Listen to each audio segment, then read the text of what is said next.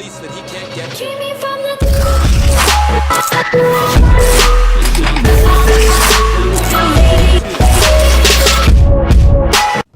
Yo, what's going on, guys? Playing some more NHL 17 here today, and doing a state of the market for the first time I've done one in a while. The new cards just came out, the Draft Champions updates and everything. So I figured it'd be a good time because I get a lot of questions about guys about Movember stuff. I get guys questions about these cards they just pulled.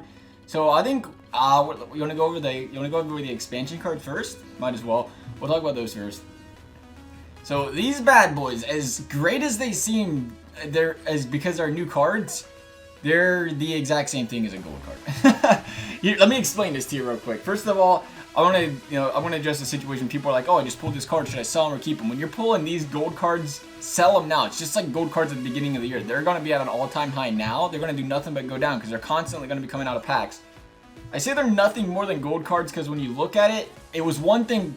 Like I said, when I first thought, when EA tweeted out, it was like the way they worded it. You would have thought, "Oh, we're getting a bunch of top performers are getting upgrades and we're going to see some new cards," but really once you read their article, it's like, no, we're going to give everybody on EASHL's HUT, or ESHL, we're going to give everybody on HUT a brand new card. Okay, what was the relevance of that? Pack seller! Excuse me. And I guess what I'm getting at here is, if you're wondering how much these cards are worth, pretty much think of what a gold card goes for, and plus that gold card by one, and that's what these cards are worth. Like, the 87s will probably end up being the new 86s. The 88s are going to be the old new 87s. The 89s, new 88s, you know what I mean? Like, see, look, Ben Bishop, 89, he was an 88, probably still going to go for 15K. James Neal is an 88 now, he was an 87. Probably end up being a guy that's around that, 2K, 3K range, maybe even lower than that. The 87s were dipping, but that's because the market kind of crashed because of those packs this past weekend. So maybe even lower, the 1.5, 2K range, but that's pretty much how those are going to work. If you guys are a little confused on that still, because everybody got an upgrade. Like I said, if they would have been, it would have only been like 5 or 6 or 15, 20 guys, it'd be different. Because everybody got an upgrade, it kept the playing field level. It doesn't matter. It kept the cards end all be all at the same relevance. Kind of like last year would be a great example. Last year 87s weren't the cheap version cards. 88s, 89s were the cheaper, quote unquote cheaper cards. Those 1, 2, 3, 4, 5K range. Now that you see the 87s do that this year, but that's because EA kind of lowered players' overalls. I mean, if you remember, I'm going to say it wrong. Was it last year? Ovi and them were like 93 overall? Or was it the year before? But you know what I mean. Those guys were like that, and now they dropped them all to 91 base cards. Same with Crosby. Crosby used to always be like a 96 or something ridiculous in HUT, but they knocked him down to a 92.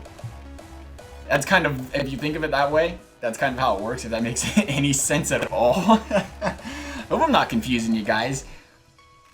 Probably did say that confused me when I went over it like that, but I was hoping maybe that analogy made some sense to why these cards are going to be the same way. The 88s will be the same price as the 87 regular gold cards are this year. That's kind of what I was getting at. 88s worth 87 overalls, 87 overalls worth 86, 86, etc. Till you get down to the 85s, of course, they can only be so cheap because they quick sell for 500 coins. Alright, so yeah, if you guys watched the last State of the Market video, I'm kind of impressed. I'm kind of impressed by the, oh no, that was when I said to sell the Movembers. I was kind of impressed with myself. Pat myself on the back. Call me a cocky son of a bitch. I don't know.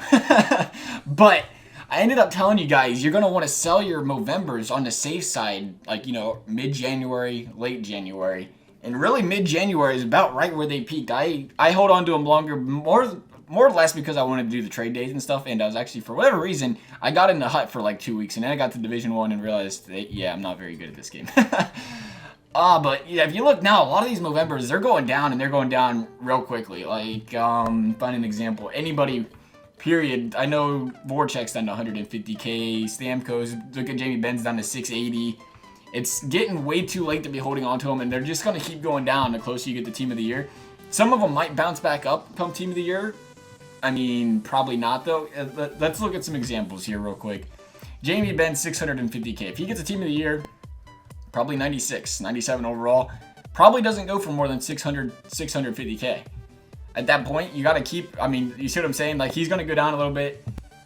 And the other thing to mention, too, I want to bring this up real quick, is these new synergies and the way they've been doing synergies lately. If you look at all the newer cards, the synergies, there's 4 or 5 synergies on some of these cards, and there's no way they can't do that with Team of the Year. Give one guy 5 different synergies, and you look at the Movembers, there's 3 different synergies.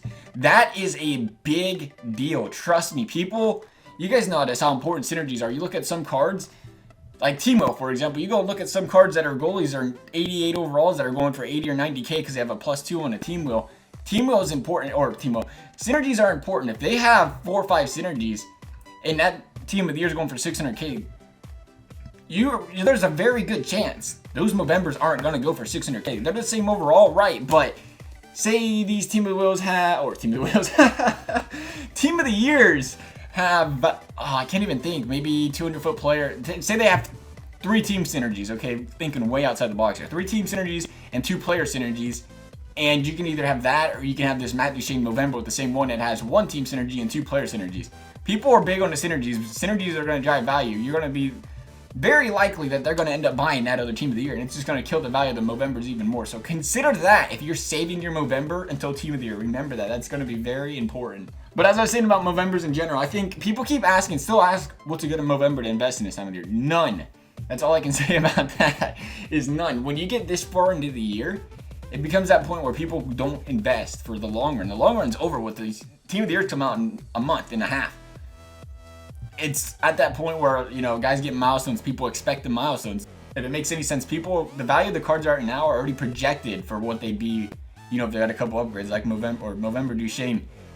If you were to get, you know, an upgrade or 2, he's still only 91, 92 at 300k. He probably doesn't go up anymore. Brad Marchand's a good example, because same reason I sold mine at like 480 or something. He's already, look at that, 330. Jesus. I thought he was at 400, but yeah, he just got an upgrade and his Movember went down. That's when you know it's way too late to be in Movembers, is when they get upgrades and nothing happens to their price. They don't go up at all, but they go down. Get out of the Movembers. It's that time of the year. I hate to say it because I love Movembers, but that's, you know, best tip I can give you guys on that. And one last thing I want to bring up to you guys is if you're not ripping packs for these Series 2 cards, I got a filter on right now where the cheapest up is 1,000, most expensive 1,300. We're close to the 59 minute mark here. Let's find the 59 minute mark real quick, just to make sure. Right there. And if you see here, there's actually 2 gold cards up, 59 minute mark for that reason. But people are buying all of your gold rares because they want to complete that set. There's 20, you trade in 20 gold rares and you get 10 Series 2 rares.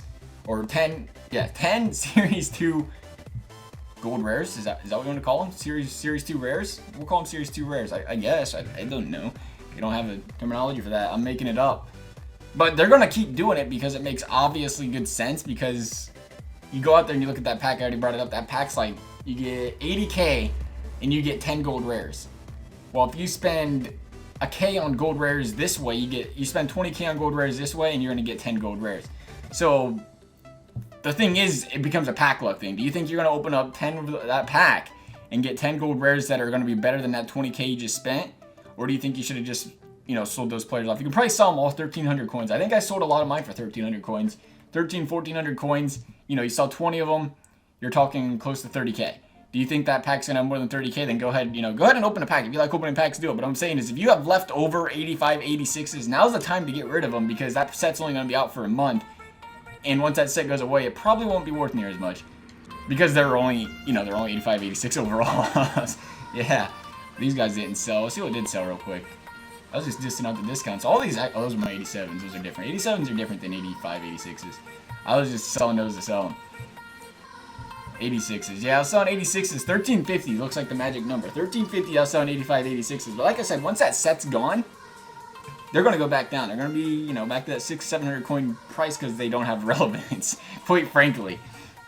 So go ahead and sell those as well. Other than that, guys, I think that covers everything I wanted to talk about. Hopefully this helped you guys out, and hopefully you didn't hold on to those Movembers too long. If you did, I'm sorry. But anyway, guys, hope you enjoyed the video. Thanks for watching, and we'll see you next time.